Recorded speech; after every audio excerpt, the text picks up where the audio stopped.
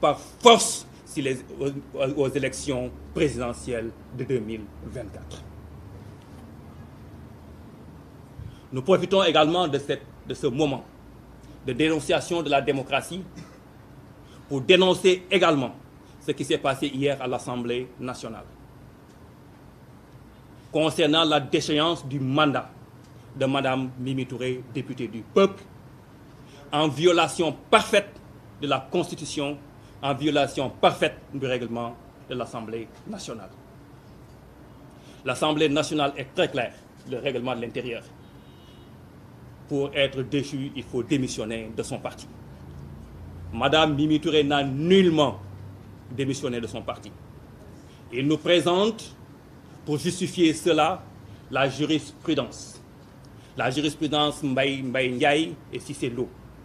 Mais ce qu'ils oublient de dire, c'est qu'au moment où ça se faisait, le président Macky Sall lui-même a dénoncé cela.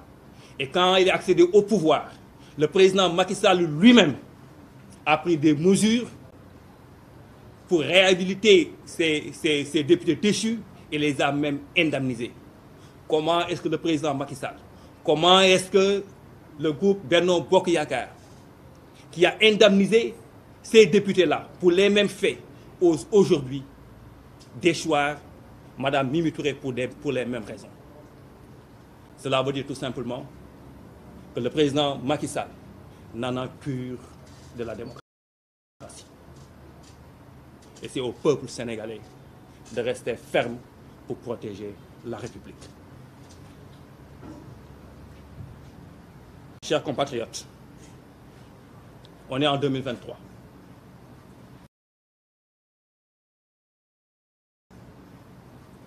Nous sommes en 2024. Aujourd'hui, le débat devrait être un débat de développement, le débat politique, un débat de confrontation des programmes, un débat de confrontation des projets politiques.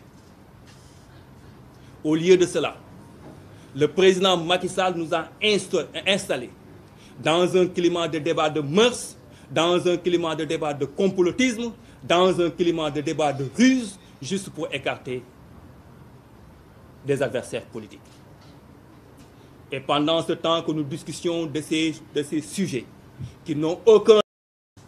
Les autres pays qui sont en avance par rapport à nous-mêmes se mobilisent toute leur intelligence, toute leur force, toute leur capacité pour essayer de mettre en place des programmes pour continuer encore et encore et encore à nous dominer, à nous exploiter. Et nous, qui sommes en retard, sommes là à parler des sujets qui n'ont aucun intérêt pour ce pays-là.